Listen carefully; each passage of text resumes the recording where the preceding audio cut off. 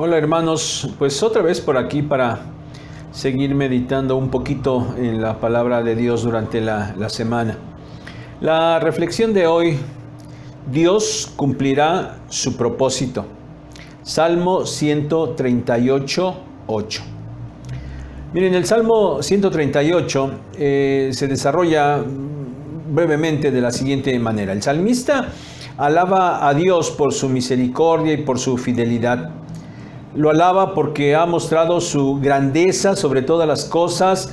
Reconoce que el Señor ha respondido al clamor del salmista y lo ha fortalecido. Declara también que todos los reyes de la tierra lo van a alabar porque la gloria de Dios es grande y porque Él ha hablado y su palabra ha sido escuchada por aquellos reyes.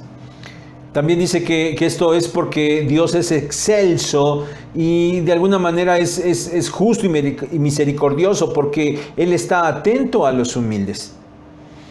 En el versículo 7, el salmista declara su confianza en el Señor, diciendo que aunque se encuentre en angustia, Dios lo va a vivificar.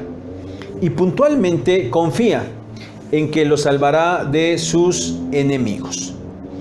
Y así llegamos hasta el versículo 8, que dice: Jehová cumplirá su propósito en mí. Tu misericordia, oh Jehová, es para siempre. No desampares la obra de tus manos. Miren, el salmista confía que el Señor le ha de librar, como lo dijo en el versículo anterior, lo ha de librar de la angustia y de sus enemigos, porque tiene un propósito para él. Y lo hará por su misericordia, que es eterna. Es decir, el salmista está claro que en él no hay mérito alguno, que todo el mérito es del Señor. El salmista sabe que en él no hay nada que lo haga capaz o digno de poder llegar a cumplir el propósito de Dios. Pero consciente de su debilidad, de su incapacidad e indignidad, él no puede más que pedir al Señor que no lo desampare. El salmista dice: es obra de sus manos, de las manos de Dios. El propósito que debe cumplir es en sí la obra de Dios. Y el salmista pide por eso, ruega, no ser desamparado. Hermanos, en este día mi intención es considerar solo la primera frase de este versículo 8. Jehová cumplirá su propósito en mí. Miren, la raíz de la palabra propósito es bondad. Y esta palabra propósito también se pudiera traducir como voluntad. Y entonces yo pienso que el propósito de Dios tiene que ver con la manifestación de su voluntad, la cual es bondadosa en sí misma, por naturaleza buena. Y cuando pienso en esto, viene a mi mente invariablemente Romanos 12:2, donde el apóstol Pablo expresa exactamente la misma idea, diciendo que la voluntad de Dios es buena, agradable y perfecta. Jehová cumplirá su propósito en mí. Así lo dice el salmista. Y notemos, esto no es una petición, no es una oración. El salmista no está orando y pidiendo que Jehová cumpla su propósito, no. Tampoco es un deseo que el salmista espere a ver si acaso pueda ser cumplido. Ninguna de estas opciones. Esto que el salmista dice es una aseveración, una contundente declaración, es una seguridad. El Señor, no hay duda, cumplirá su propósito en el salmista. Ahora entonces, hermanos, el día de hoy yo quiero que nosotros nos unamos al salmista en ese mismo sentir y en esa misma seguridad y tomemos conciencia que el Señor cumplirá su propósito en cada uno de nosotros. Es más, mejor aún, Quiero que lo hagamos totalmente personal y que podamos decir, el Señor cumplirá su propósito en mí. Y notemos, hermanos, notemos algo que es muy, muy claro. No es mi propósito, es el propósito del Señor en mí. Porque mis propósitos, por muy buenos que a mí me parezcan, pueden no ser correctos, pueden mirar solo a lo terrenal y pueden estar cargados de egoísmo, de mezquindad o de banalidad. Por eso es que necesitamos estar conscientes que se trata del propósito del Señor.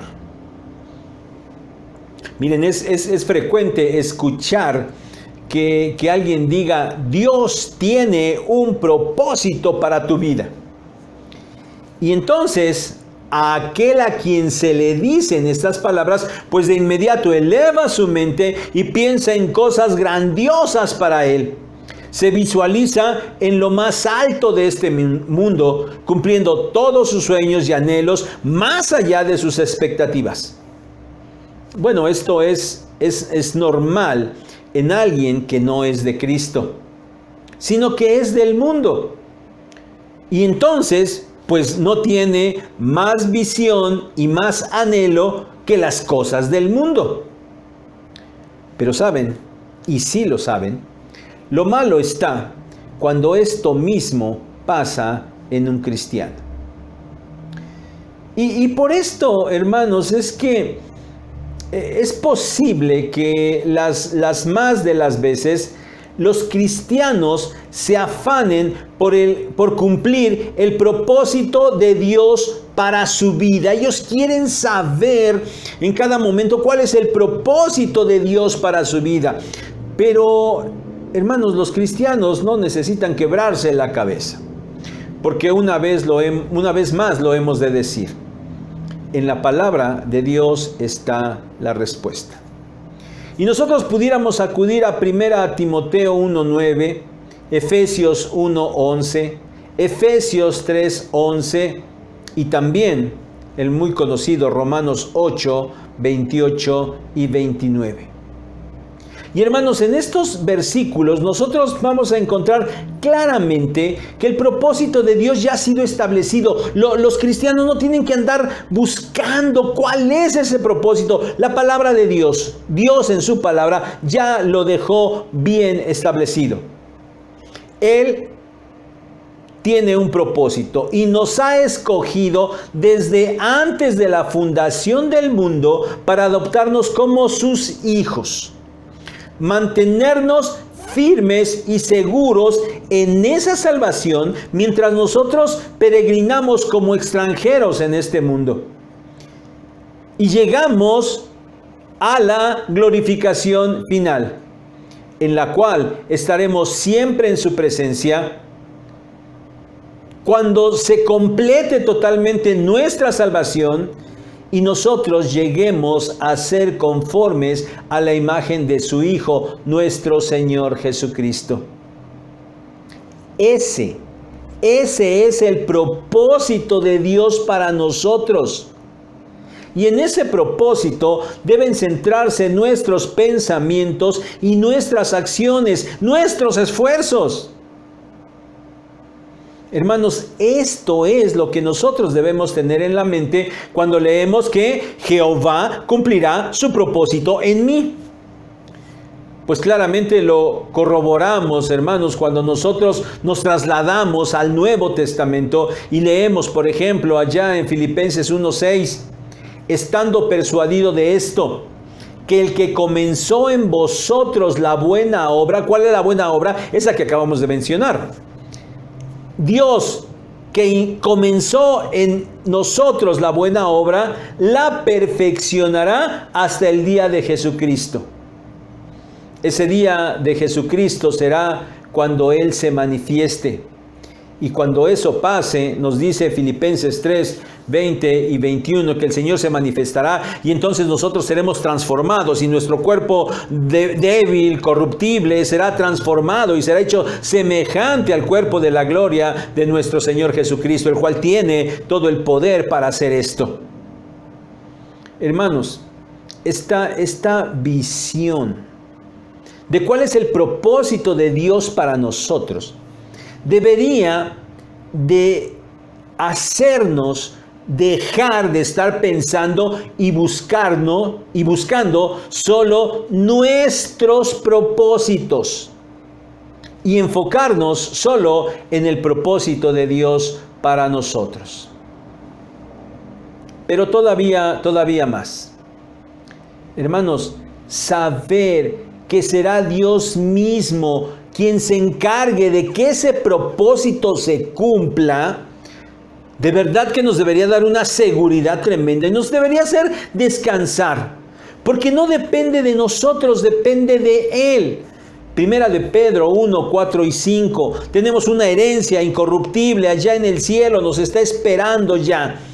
Y Dios en su poder se encarga de mantenernos a través de este tiempo hasta que lleguemos a esa herencia que nos está esperando. Y hermanos, esta seguridad de que Dios cumplirá su propósito y sea Él el que se encargará de esto, también nos debe hacer descansar, porque nosotros sabremos entonces que a pesar de nosotros, a pesar de la obra de nuestras manos, que es imperfecta y que es errada, es la obra de las manos de Dios. Y esa obra en las manos de Dios es perfecta. Y nosotros descansamos porque nada que nosotros podamos echar a perder o que hagamos mal va a impedir que el propósito de Dios en nosotros se cumpla. Por último, y solo lo menciono muy puntualmente, estar seguros de que Dios cumplirá su propósito en nosotros también debería hacernos sentir una responsabilidad. Debería hacernos ser más conscientes, más responsables, esforzándonos en comportarnos dignamente de ese propósito de Dios para nosotros. Mi hermano, sí, Dios tiene un propósito para ti, pero no tiene nada que ver con este mundo. Es un propósito eterno, celestial y grandioso. Y tú tienes la seguridad que Él lo va a cumplir. Vive, mi hermano, a la luz de ese propósito. Dios les bendiga.